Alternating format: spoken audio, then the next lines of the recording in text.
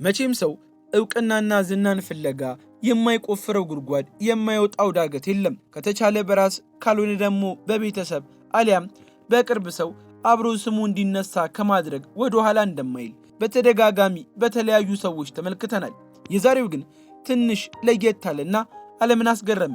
የቤተሰቦቹ ዝና ከዓለም ጫፍ እስከ ጫፍ የገነነ ዛሬም በክፉም በደጉም የሚጠሩ የሰሯቸው መጥፎም ጥሩም ታሪኮቻቸው በሀገራቸው የታሪክ ድርሳናት ላይ የሰፈረ አልፎም በዓለም ታሪክ ውስጥ የተለያዩ ቦታዎች ላይ የሚገኝ ነው ቢባል ማጋነን አይሆንም። እንዲህ ካለ ዓለም ከሚያውቃቸውና ዝና ካለው ቤተሰብ የተገኘው አንደኛው ወጣት ግን ዝናውም የሚሰጠኝ መጠሪያም በቤተሰቤ ሳይሆን ከኔ ጥረትና ድካም ይሁን የምፈልገውም ይህንኑ ነው በማለት አዲስ ታሪክ እያጻፈም ይገኛል። ሮማኖ ፍሎሮኒ ሞሶሎኒ ይባላል።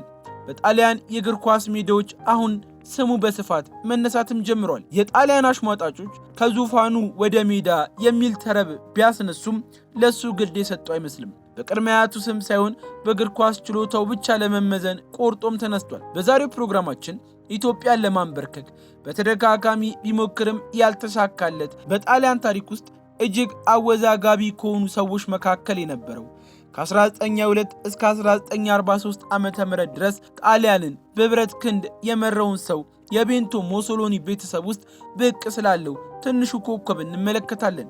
አብራችሁን ቆዩም ስንል ጋበዝን።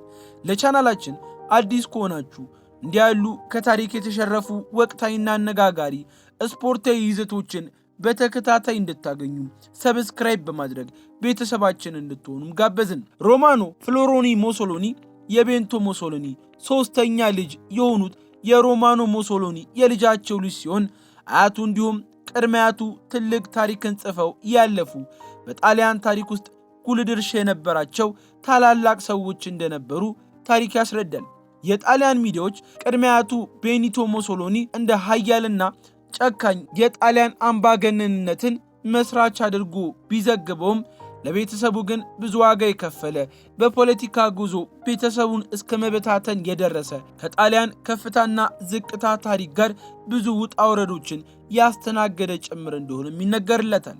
አያቱ ሮማኖም ቢሆን በኪነ ጥበቡ ዓለም ውስጥ የራሱን መንገድ የፈጠረ ከሁለተኛው የዓለም ጦርነት በኋላ ታዋቂ የጃዝ ፒያኖ ተጫዋች በመሆን ሙዚቃን ሙያው እንዳደረገ የሚነገርለትም ሰው ነው። የሱ ሕይወት የአባቱን ፖለቲካዊ ሳቢን የሚጻረር ሰላማዊ የጥበብ ጎዳናን የተከተለ እንደሆነም ይነገርለታል። አሁን ደግሞ ሌላ አዲስ ታሪክ የሚጽፍ ብቅ ብሏል።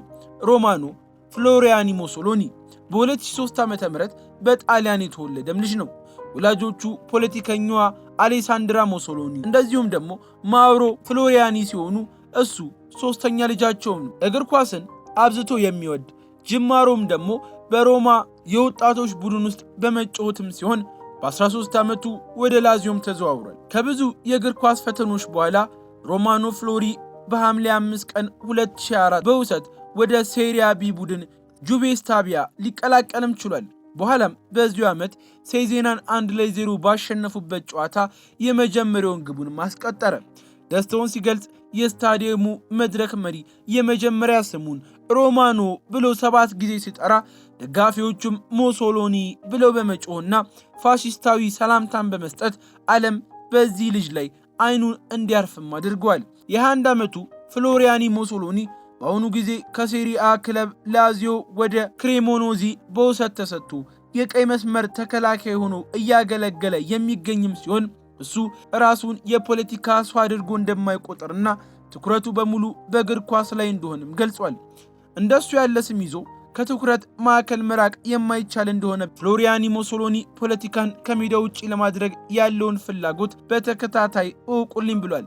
እኔ እግር ኳስ ተጫዋች ነኝ፣ እናም መሆን የምፈልገው ይህም ብቻ ነው ብሏል። እናም እሱ በእግር ኳስ አዲስ ደማቅ ታሪክ ሰርቼ በእሱ ብቻ እውቅናን ለማግኘት ሌት ከቀን እንደሚሰራ ሁልጊዜም ሐሳቡን የሚሰነዝርም ሲሆን የቅድመ አያቱ ስም የሚያስከትልበትን ታሪካዊ ጫና ችላ በማለት የራሱን መንገድ እየፈጠረም ይገኛል። በተለይ ዓለም በአንድ የሚወደን እግር ኳስ ተቀላቅሎ እዚህን ያህል ጥረት እንዲሁም ችሎታ በማሳየቱ ከብዙዎች አድናቆት እየተቸረ ያለ ሲሆን የተጀመረ በአዲስ ቀለም የሚደምቅ አዲስ ታሪክ ለቤተሰቦች ያስተላልፋሉም ብሏል። እኛም ታዲያ የቤተሰቡ ታሪክና ስማቸው አይመለከተኝም በማለት አዲስ የራሴን ታሪክ እየጻፍኩኝ ይገኛለሁ፣ መታወቂያም መጠሪያም የሚሆነው በዚህ ነው ስላለው የቤንቶ ሙሶሎኒ የልጅ ልጅ በእግር ኳስ አዲስ ምዕራፍን እየከፈተ መሆኑን እንደዚህ አስመለከትን። እናም እኛም የትንሹን ኮከብ ብሩህ የእግር ኳስ ዘመን እየተመኘን በዚህ አበቃን። ለቻናላችን አዲስ ከሆናችሁ ሰብስክራይብ በማድረግ በድጋሚ ቤተሰባችን እንድትሆኑ ጋበዝን። ለዛሬም አበቃን።